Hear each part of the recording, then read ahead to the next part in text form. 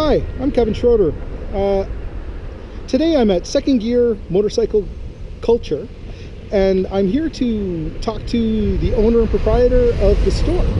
And we're going to find out a little bit about what they do here at Second Gear and how it all works. So let's go talk to her and see what we can find out.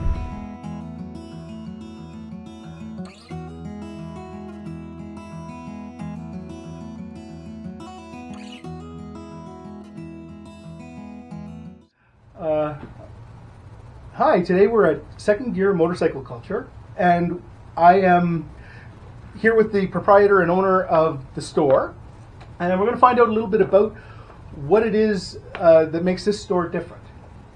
Thanks. I'm Carol Ann, and this is Second Gear Motorcycle Culture. So Second Gear is about previously on motorcycle gear. I do have a lot of new stuff. I have a lot of new helmets and stuff that wears out, like gloves and sunglasses and face shields, that kind of stuff. But motorcycle gear can be very expensive, and depending on when you change over your bike, you know, so you get different stuff, and people tend to collect it a lot. So people have a lot of it, or they get out of motorcycling, or they change up their style of motorcycle. So they have all this gear. So new riders and everybody wants new gear or new to them gear. So that's what kind of gave me the idea. Because I had my own collection and I kept getting bigger and bigger. Culture part of it. So that's part of the Second Gear Motorcycle Culture. I just love the motorcycle culture. So I have art, and I have, you know, jewelry and collectibles, toys, that kind of stuff, and like man cave stuff or woman cave, depending on. And so that's where the culture and the collectibles kind of came in.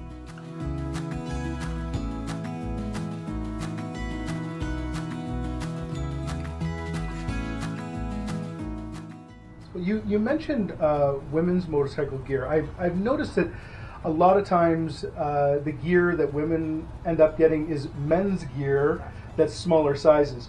Do you have things that are uniquely women's gear? Yes. So we really evolved, and it's been very recently, because just like other women that have been riding, I wore my younger brother's motorcycle jacket, the classic, you know, and I got it at like Sips and Sears or whatever where you get it. But now it all comes in. It's not just leather anymore. It's textiles. It has armor in it. It has venting, or it's mesh, so you can go through all the seasons. Some of them are waterproof, but they're starting to fit for a woman's shape. And it's still a big push because women come in lots of shapes.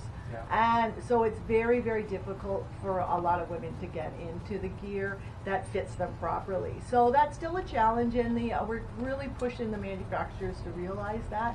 But it's coming along, and they're starting to hear us. There's a lot of stuff happening right now in the industry where the women are pushing back.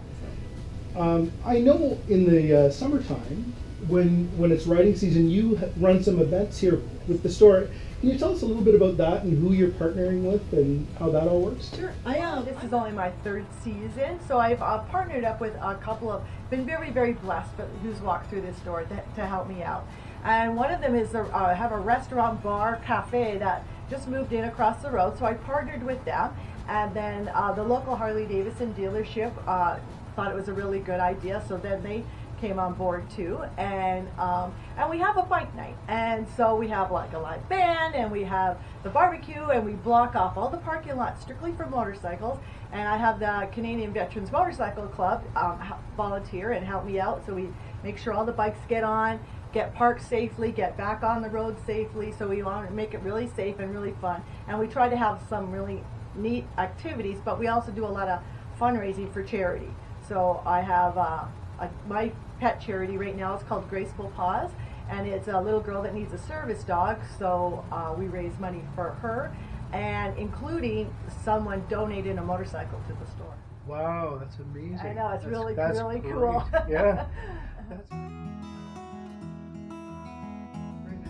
Carolyn, where exactly are you located? I am located in midair, and that's midair. Yeah, a little tricky to hear, but I also say midair, just south of the tracks, actually, and that's actually true. The town is called Ayr. That's Ayr in Ontario, and so I'm like 8 minutes away from the most major highway. I'm in the most beautiful riding community, so we can go north, south, east, west, and get some really good motorcycle roads. So it's a really good destination, and that's how I really wanted the store to be a destination. And so that kind of works out too. I can draw from over two hours away, 2.5 hours away. Oh, that's that will come here, yeah. That's great. So how does it work if I've got some gear and I want to bring it to your store? How do you work that out with customers?